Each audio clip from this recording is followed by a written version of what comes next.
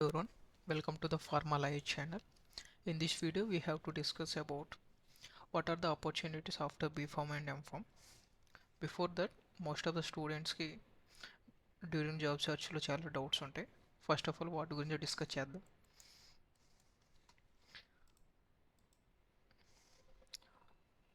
Like చాలామంది ఉంటారు students after B.Pharm complete అయిపోయింది, ఏ డొమైన్ వైపు వెళ్ళాలి, ఎలా డౌట్స్ ఉంటాయి, ఏ రోల్ సూటబుల్ అని చాలా కన్ఫ్యూజన్లో ఉంటారు. అండ్ నెక్స్ట్, యాజ్ ఎ ఫ్రెషర్గా ఎంత శాలరీ ఎక్స్పెక్ట్ చేయొచ్చు, ఇలాంటి డౌట్స్తో కూడా కొంతమంది ఉంటారు. And next, which company offers the best growth in pharma.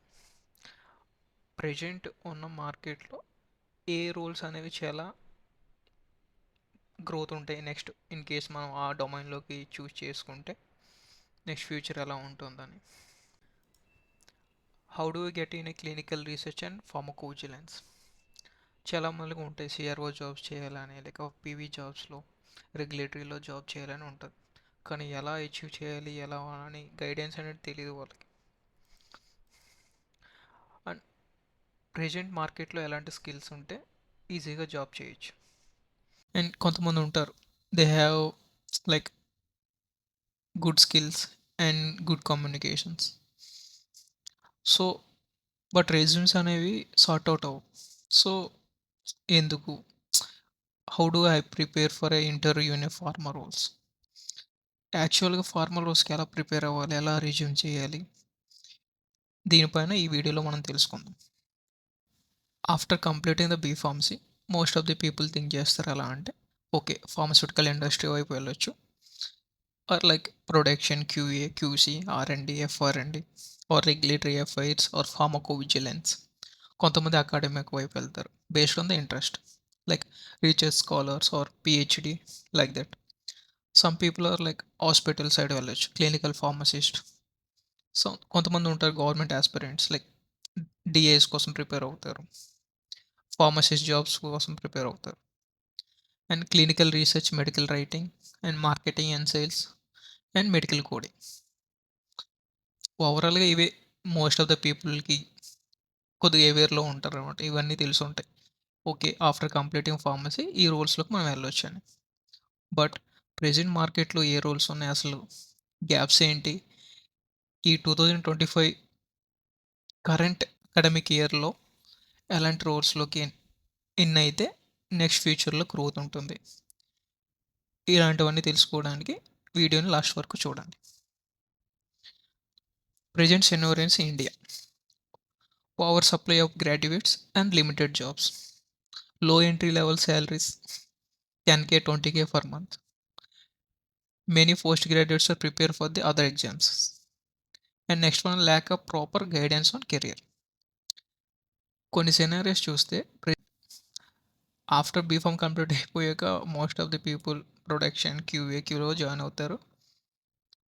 Nearly they will get like 15K 20K salary per month.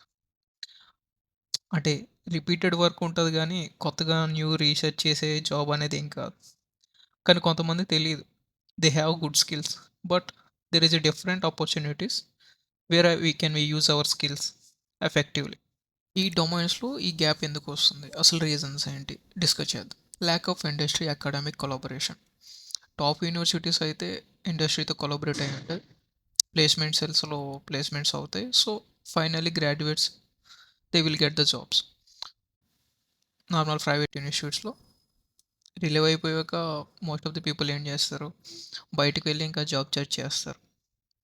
Insufficient skill based on training. ఇప్పుడు set and డొమైన్లోకి వెళ్ళాలంటే ఎలాంటి స్కిల్స్ కావాలి, ఎలాంటి డెవలప్ చేసుకోవాలి, ఇలాంటి గైడెన్స్ అనేది ఎవరు ఇవ్వరు. సపోజ్ కోచింగ్ అంటారా, 30K 40K ఉంటుంది.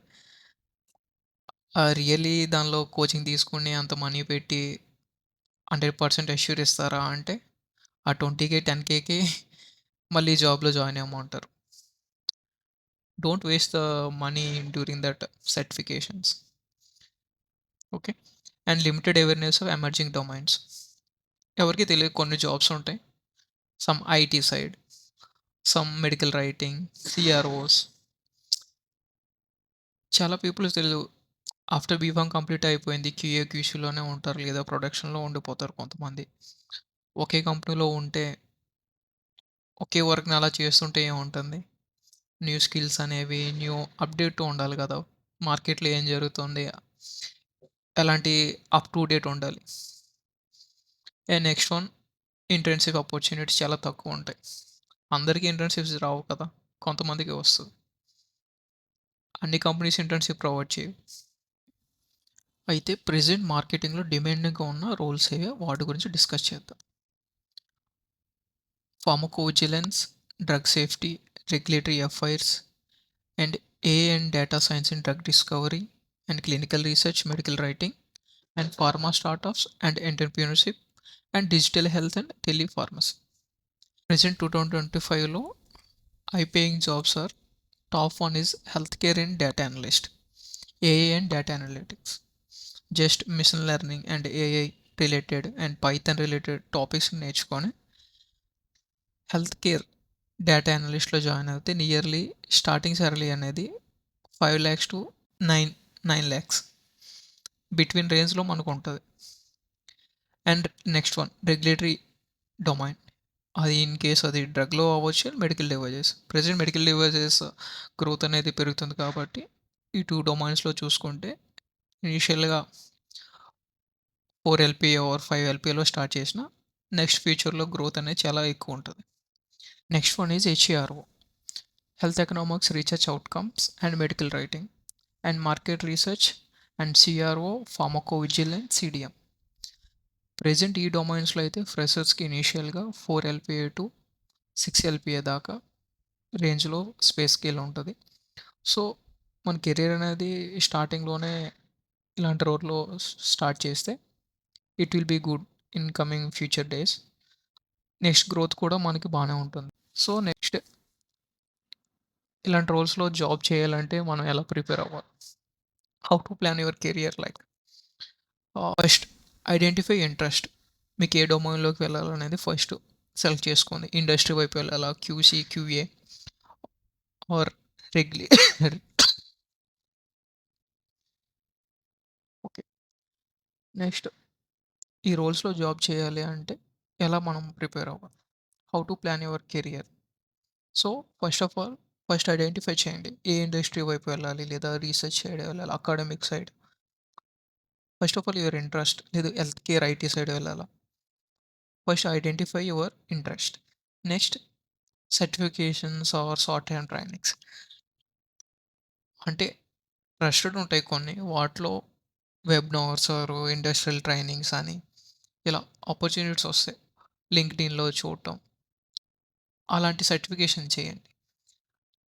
సపోజ్ ఫర్ ఎగ్జాంపుల్ హెల్త్ కేర్‌లో ఐటీలో డేటా అనలిటిక్స్ జాబ్ చేయాలి. సో, ఎలాంటి డేటాస్ కావాలి? AI related, Python related, Excel and Power BI అలాంటి టూల్స్‌ని మనం నేర్చుకుంటే హెల్త్ కేర్ డేటా అనలిటిక్స్‌లో జాబ్ చేయొచ్చు. Next one build a LinkedIn presence and network. First of all ఎఫెక్టివ్‌గా లింక్డ్ఇన్‌లో మన ప్రొఫైల్ అనేది బిల్డ్ చేయాలి. Next one understand the core concept of your role. నీ రోల్ ఏంటి? నువ్వేం చేయాలనుకుంటున్నావు? ఏ కంపెనీకెళ్ళాలనుకుంటున్నావు? దాని గురించి ఫస్ట్ నువ్వు రీసెర్చ్ చేయాలి.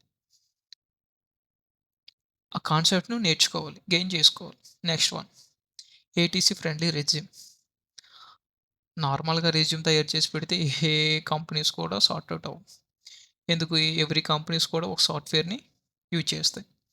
బికాజ్ ఒక రోజులో ఒక 1000, 2000 అప్లికేషన్స్ వస్తాయి. ప్రతి అప్లికేషన్‌ని ఓపెన్ చేసి చూడరు ఎవరు. ఆటోమేటిక్‌గా సాఫ్ట్‌వేర్ ఉంటుంది. Based on the keywords select చేసుకొని షార్ట్ లిస్ట్ చేస్తుంది. ఆ వచ్చిన 100ని ఒక 50ని హెచ్ఆర్స్ వాళ్ళు ఇంకోసారి అనలైజ్ చేసి వాళ్ళని ఇంటర్వ్యూకి పిలుస్తారు. సో, మన రెజ్యూమ్ కూడా ఇప్పుడు ఎలా ఉండాలి? ఏటీసీ ఫ్రెండ్లీ రెజ్యూమ్‌లా ఉండాలి. Next one networking and sources. So, లింక్డ్ఇన్‌లో నెట్వర్క్ పెంచుకోవాలి. ఆర్ సీనియర్స్ ఆర్ కొలీగ్స్ ఎవరో ఉంటారు కదా! అలా నెట్వర్క్‌ని బిల్డ్ చేసుకొని కంపెనీస్‌లో రిఫరింగ్ ప్రోగ్రామ్స్ ఉంటాయి. అలా కూడా ఇన్ అవ్వచ్చు. కొన్ని సోర్సెస్ ఉంటాయి. అంటే suppose medical writing, market research, ఫార్మకోవిజిలెన్స్‌లో జాబ్ చేయాలి. సో, ఫార్మకోవిజిలెన్స్ అంటే ఏంటి? ఎలాంటి ఇంటర్వ్యూ క్వెషన్స్ ఉంటాయి? అసలు ఆ రోల్ ఏంటి? దానివల్ల యూజ్ ఏంటి? వాటి గురించి మనం నీట్‌గా ఒక చదువుకోవాలి. Like you have to prepare in case communication. ఇంటర్వ్యూకి ప్రిపేర్ అవ్వాలి. సో, ఇంటర్వ్యూకి ప్రిపేర్ అయ్యేటప్పుడు ఎలా డెవలప్ చేసుకోవాలి? Communication is the first thing. మీరు ఎంత ప్రిపేర్ అయ్యి ఏం చేసినా కూడా ఇంటర్వ్యూలో కాన్ఫిడెంట్‌గా మీరు మీ ప్రెజెన్స్ ఇవ్వకపోతే ఎవరు తీసుకోరు. సో,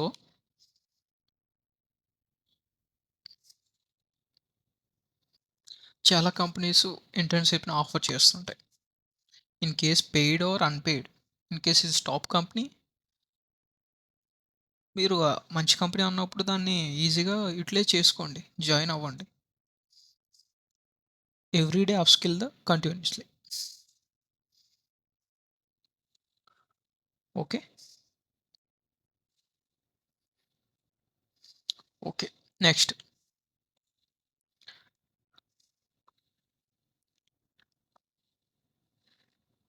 ప్రెజెంట్స్ చాలా మందికి కొన్ని తెలియవనమాట. ఇక్కడ మనం తెలుసుకోవాల్సింది ఏంటంటే tier 1, tier 2, tier 3, tier 4 companies అనేవి ఉంటాయి. టైర్ 1 అంటే గ్లోబల్ కంపెనీస్, అంటే top companies like GSK, Novartis, Sun Pharma, doctor Reddy's, AstraZeneca, Eli Lilly, ఇలాంటివన్నీ టైర్ 1 కంపెనీస్. ఎప్పుడైనా మనం టైర్ 1 కంపెనీస్‌లో జాబ్ తెచ్చుకుంటే గ్రోత్ అలానే ఉంటుంది. వర్క్ అలానే ఉంటుంది. బాగా ఎక్స్‌పోజర్ అవుతారనమాట. Different different like tools or knowledge ఎలా అయినా.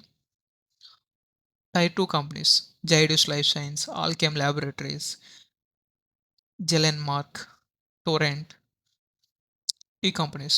అండ్ టైర్ 3 అంటే అజంతా ఫార్మా, జేబీ కెమికల్స్.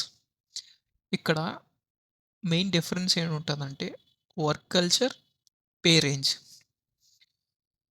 ఎప్పుడు కూడా మీరు ఏం చేయాలంటే టైర్ 1 కంపెనీకి ట్రై చేయండి. ఇన్ కేస్ టైర్ 2లో వచ్చినా, టైర్ 3లో వచ్చినా, బట్ ఫస్ట్ ప్రిఫరెన్స్ అనేది ఎలా ఉండాలంటే టైర్ 1, టైర్ 2 ఉండాలి. ఎక్స్‌పీరియన్స్ వచ్చి టైర్ 2లో చేసి టైర్ 1కి కూడా వెళ్ళొచ్చు. సో, ఇనీషియల్‌గా మనం స్టార్ట్ చేసే కెరియర్ అనేది టైర్ 1, టైర్ 2లో ఉంటే బావుంటుంది.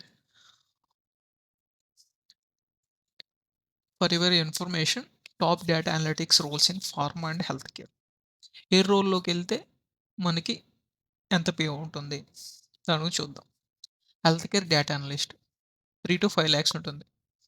ఫ్రెషర్స్‌కి pay range. Clinical data manager, pharmacovigilance analyst, regulatory data analyst, R and D data scientist, market access analyst, business intelligence analyst. ఈ రోల్స్‌లో యావరేజ్ సాలరీ రేంజ్ అనేది 4-6 ఉంటది. ఓకే. నెక్స్ట్ నార్మల్ ఇండస్ట్రీ రోల్స్‌లో ఎలా ఉంటది చూద్దాం. Medical representative 2.5-3 lakhs. Average salary I am talking about average salary. QA, QC executive 3-4 lakhs. Drug inspectors, government job 6 LPA to 7.5 LPA. Pharmacovigilance associate 4 LPA. Clinical research associate, regulatory affairs executive, formulation scientist, hospital pharmacy, lecturer assistantship. So, ఈ రోల్స్‌లో కూడా same అంత difference ఏమి ఉండదు. But based on company pay range అనేది change అవుతది. So, selection of company is the first one. ఇక్కడ real advice from the professionals ఏంటంటే first of all you focus on the skill growth, not immediate salary. First మీకు skill develop చేయండి. ఆటోమేటిక్‌గా success అవుతారు. Okay. Next certification and PVRA and CRA. వెబినార్స్‌కి attend అవ్వటం, certification చేయటం. It will be good. మన resume స్ట్రాంగ్‌గా ఉంటది. ఈజీగా షార్ట్ లిస్ట్ అవుతాం. Networking and LinkedIn help visibility. LinkedIn profile అనేది ఎఫెక్టివ్‌గా ఉండాలి. యాక్టివ్‌గా ఉండాలి మనం లింక్డ్ఇన్స్‌లో. ఇ ఇంటర్న్‌షిప్స్‌ని యూజ్ చేసుకోవాలి. ఫర్ ఎక్స్‌పీరియన్స్ ఫ్రెషర్స్ ఉంటారు. కొన్నిసార్లు రోల్స్ దొరకవు. అప్రెంటిస్ లేదంటే ఇంటర్న్‌షిప్స్ వచ్చినప్పుడు ఈజీగా దానిలో జాయిన్ అయితే ఈజీగా ఇంకో గుడ్ కంపెనీకి వెళ్ళటానికి యూజ్ అవుతుంది. ఇక్కడ మెయిన్ అడ్వైస్ ఏంటంటే ప్రెజెంట్ ఉన్న మార్కెట్‌లో మీరు మీ కెరియర్‌ని 4-5 ఎల్‌పిలో స్టార్ట్ చేయండి. ఎందుకంటే మీరు మరో 2 ఇయర్స్ సపోజ్ 2.5, 3 చేసి స్టార్ట్ చేశారనుకో. నెక్స్ట్ 1 ఇయర్, 2 ఇయర్స్ మీరు 4-5లోనే ఉంటారు. అంత డిఫరెన్స్ ఏమి ఉండదు మీకు. సో, 4-5 ఎల్‌పిఏలో స్టార్ట్ చేస్తే నెక్స్ట్ కెరియర్‌లో గ్రోత్ ఉంటుంది.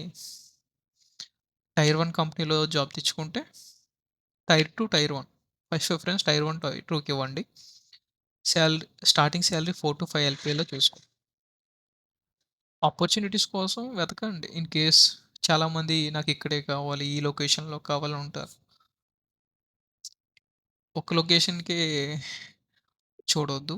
But most of the times మీరు రీలొకేట్ అవ్వటానికి చూడండి. ఓకే.